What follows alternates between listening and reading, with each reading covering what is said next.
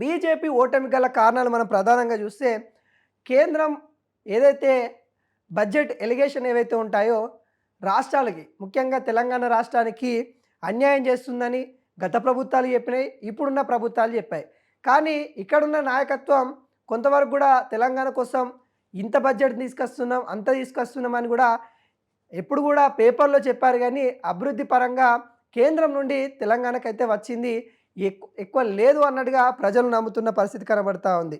స్థానికంగా నాయకుల లోపం కూడా బీజేపీ పార్టీలో కనబడతా ఉంది.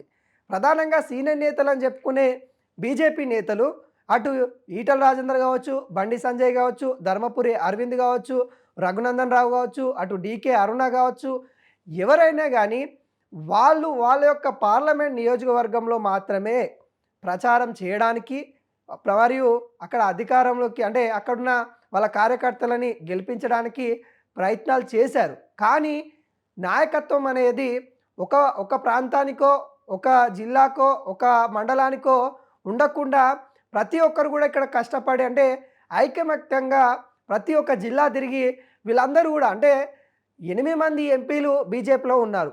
ఆ 8 మంది ఎంపీలు ఏకధాటిగా ప్రచారము ప్రతి తెలంగాణ అంతటా తిరిగి వాళ్ళు తెలంగాణకి ఏం చేస్తా ఉన్నారు, ఏం చేస్తా ఉన్నారు, ఎంతవరకు కేంద్రం నుండి నిధులు తీసుకొస్తా ఉన్నారని ఎప్పుడు కూడా చెప్పే ప్రయత్నం చేయలేదు. ఎప్పుడు కూడా తెలంగాణ ప్రజల్లో బీజేపీ తెలంగాణకి ద్రోహం చేస్తుందనే భావనే ఎక్కువ ఉంది.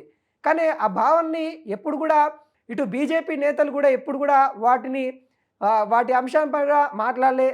ఎప్పుడు కూడా నాయకత్వం లోపం అనేది కూడా క్లియర్ కట్‌గా కనపడింది. మరి ఆ నేపథ్యంలోనే మరి బీజేపీ వార్డు స్థానాలు గెలిచినప్పటికి కూడా మున్సిపల్ సంబంధించిన స్థానాలు ఒకటికే పరిమితం అయిపోయిన పరిస్థితి కనబడతా ఉంది. కొత్త అధ్యక్షుడు వచ్చిన తర్వాత కూడా ఇటు తెలంగాణ బీజేపీ మరింత పుంజుకుంటుంది. మరింత నాయకత్వం మరింత బలమవుతుంది. 8 పార్లమెంటు స్థానాలు గెలిచినాం కాబట్టి దాదాపుగా తెలంగాణలో ఉన్న 17 స్థానాలలో మరి 8 గెలిచారు కాబట్టి మరి మనకు కూడా తెలంగాణ ప్రజలు మరి పార్లమెంట్‌లో గెలిపించిన వాళ్ళు లోకల్ బాడీ ఎలక్షన్‌లో కావచ్చు, లేకుంటే అసెంబ్లీ ఎలక్షన్‌లో కావచ్చు, ఎందుకు ఓటు ఏయట్లేదు అనే అంశం పైన ఏనాడు కూడా బీజేపీ సమీక్ష చేసిన దాఖలాలు కనబడలేదు. మరి బీజేపీలో అంతర్గత విభేదాలున్నాయి. బీజేపీలలో చాలా వరకు సీనియర్లు కావచ్చు, జూనియర్లు అనే భావజాలం ఉంది. వీటన్నిటిని కలుపుకోబోయే అధ్యక్షుడు కొరువైపోయాడని కూడా చెప్పుకోవచ్చు. ఎందుకంటే అధ్యక్షుని లోపం కూడా కొంతవరకు తన లోపం ఉందని మనం చెప్పలేం గానీ, కొంతవరకైతే తెలంగాణలో బీజేపీని ఎంతో కొంత పై స్థాయికి తీసుకెళ్ళిందనంటే మనం బండి సంజయ్ పేరు చెప్తాం.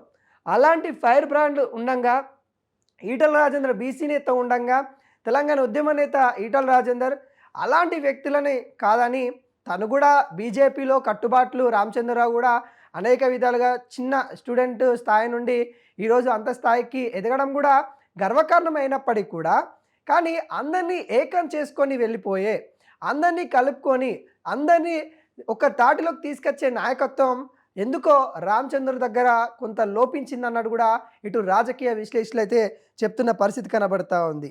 ఈ నేపథ్యంలో లోకల్ ఇష్యూస్ పైన బీజేపీ ఎప్పుడు కూడా ఫైట్ చేయలేదు. కొంతవరకు చేసినప్పటికి కూడా అవి కూడా మతపరమైన అంశాలపైనే ఫైట్ చేసింది.